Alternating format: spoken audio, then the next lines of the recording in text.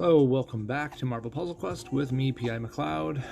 I got a little bit of a long one again today, and I think you know why if you saw yesterday's. I want to get this done with. Not that I don't enjoy myself, but if you notice the time of day, it's a little bit of working hours. I got a lucky little break here, so let's take advantage of it. First thing I need to do, I do need to do Hearts of the Darkness storyline for the day, but I also need to run the Crash the Titans. Today's the last day of it before it goes away, so let me get this in. I'm going to end up cutting this stream into 2 videos, so excuse the pause in between if you're going to be watching this live. Here we go. First up, Crash the Titans against Kraven the Hunter.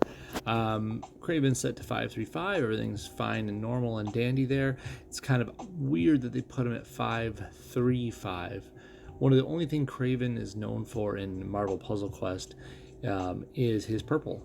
It's a passive power that states that if the enemy, in this case us, has 4 or more strike, attack, or protect tiles out, he lowers the value of all 4 of those or more. It depends on, it hits all of them, to be quite fair. You just need 4 or more out there, but he hits all of them, lowering all their values and doing damage. It's not per tile, it's just like a raw set of damage, but it's still annoying. When Kraven was introduced to the game, he was immediately a target against any rocket, 4-star rocket based teams. So it was annoying for a little bit of time, but it only was stayed annoying for a moment while people figured out other ways around and other ways to evolve. The meta quickly changed and adapted. I wouldn't say Kraven was 100% the reason things changed, but he did make people pay attention to counters and it was obvious that the MPQ devs were cognitive of what was going on with us, the players. His blue is pretty lackluster. It makes a trap tile that steals 1 whopping AP per turn. And it costs 10 to put out, and if it gets matched or destroyed, I think it's maybe just matched. Don't quote me on that. But anyways, when it is triggered, let's put it that way, it changes I want to say 3 random tiles to your strongest color. It's not that big of a deal, you're getting 1 extra AP a turn from the enemy. Which is nice, but is it worth 10 blue? And I don't know. It's lackluster. His black is actually decent. It makes a countdown that it's only 1 turn if you max it out like it is, and it depletes 3 AP from yours and from the enemy's AP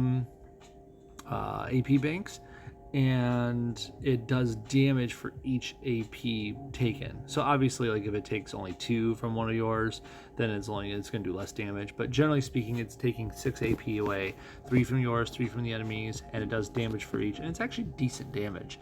It's probably a underutilized ability, but once again, it's a little pricey for what it's worth nowadays. And it does deplete AP of your own. So who likes that?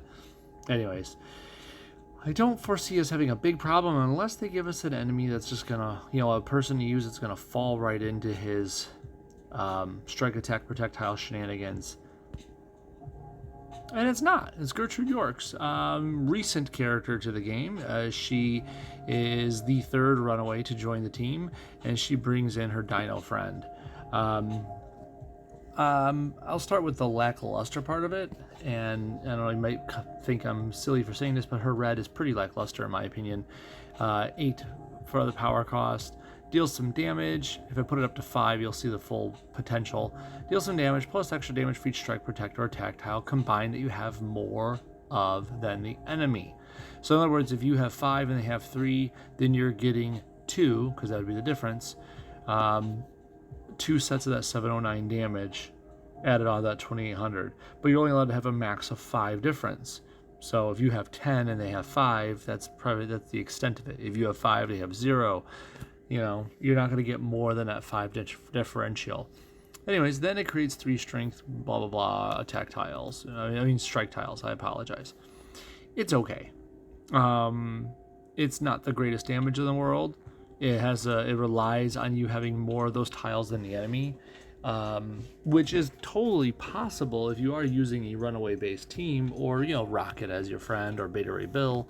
But really, at the end of the day, if you're going for a team that's going to rely on a lot of tiles, you're probably not putting Gertrude in as one of your options.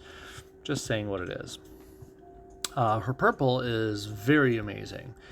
People don't look at it. I don't think if you just glance at it, you don't really see what's so beautiful about it. But if you've played this game long enough, you can see the writing on the walls. For 7 purple, which is pretty cheap, choose 5 basic tiles to become trap tiles. Right there should catch your attention. Choose. Before Gertrude, there hasn't been a character that says choose where your trap tiles are going.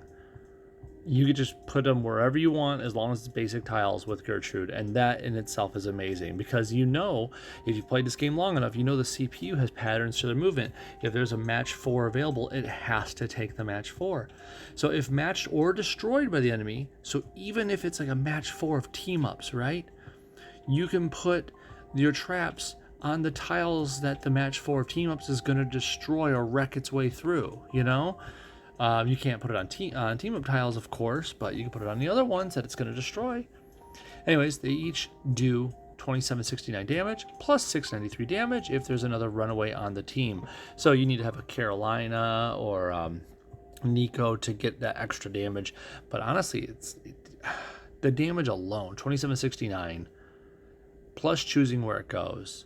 You can basically turn one match 4 into a cluster of damage, just a giant FU of damage to the enemy put out. So there's a match 4, let's say greens, that can be made. Leave it there. Let the computer match it. You've just caused an extra 10,000 damage just because they decided to take that. And that's only assuming you put, 4 tiles on there. Put all 5 traps in the way. You might as well get all of it done at once. It's quite ridiculous, quite great. You just can't throw them out random, okay? That's the only thing that's bad about this ability, is that the computer is never going to use it correctly. So on defense, she is not that great. However, where she is great on defense? This yellow. It's good on both sides, to be quite honest. If her or an ally, keywords, or an ally, that's a big deal, would take at least 10% of their current health and damage. That is great right there. A percentage marker. So if she's got 20k, that means 2,000 health.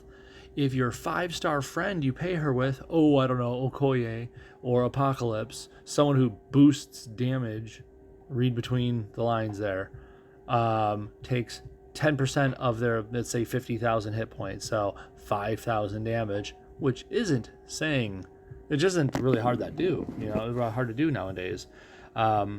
You create a 1-turn yellow countdown and that deals 26 damage. Of course, add any damage multipliers or additions in with that. Then improve a friendly strike, protect, or attack tile by 133 for every runaway on the team. That last part's just a little bit of fluff if you're running a runaway-based team. Sure, you could run this with like Nico and or Carolina and try to use strikes to boost the damage, but let's just call it what it is. This is really abusable on multiple levels. This is basically 4-star Deadpool's black ability, his passive that claps back at people for doing so much damage to their allies. But this helps for allies or even herself. So it layers a lot of stuff on. If you put her and Deadpool, 4-star Deadpool, on the same team, and all of a sudden the opposing Eye Hulk does a nice big clap, the team damage he does at the green door at the start of each turn, and it hits all 3 of you, she's going to put 3 of these tiles down as long as it does enough damage to each of you, and Deadpool's going to put another 2 of them down for the Enforcer. You have a lot of potential here. It's pretty darn good. Especially when you pair them with, like I said, some sort of damage multiplier, someone like Okoye, someone like Apocalypse, someone who's going to add on damage on top of it. Is she meta? No. Is she versatile? I'd say so. She keeps highly offensive people thinking about their next move. She ends up being someone that you want to attack and get rid of pretty darn quick. And just remember, this yellow says 10% of their current health. So the lower health you or your friends get, the more this will kick in. Anyways, between that and placing traps where you want to, she's actually a pretty darn good character.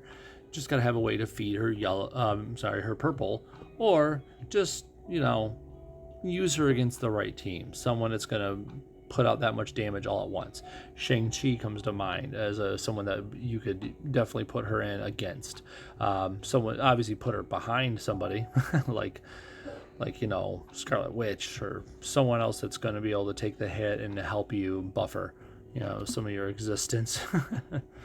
Anyways, Gertrude Yorks, I don't think she's meta. At the same time, I think she's really useful in a one-on-one situation. This is going to be kind of interesting. We're not going to make too many tiles that are going to trigger Kraven, but then again, he's not going to clap at us too hard either, is he, to trigger my yellow? Seems like we're going to rely on purple, I would say. Probably should aim for that. Let's go.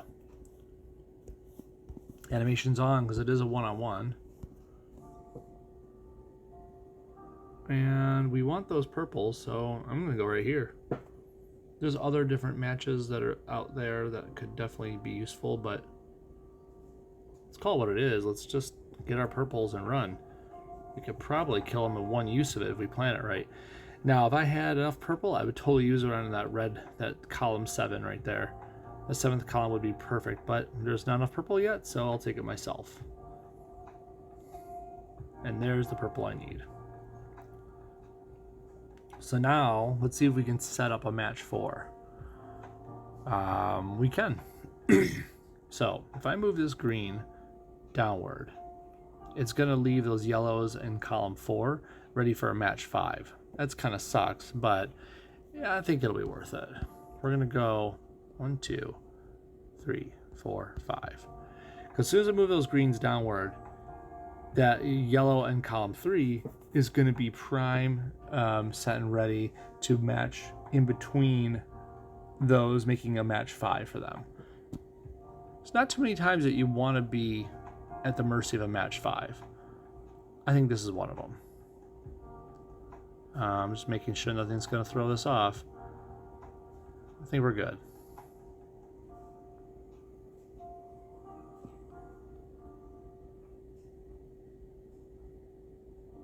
And that's that.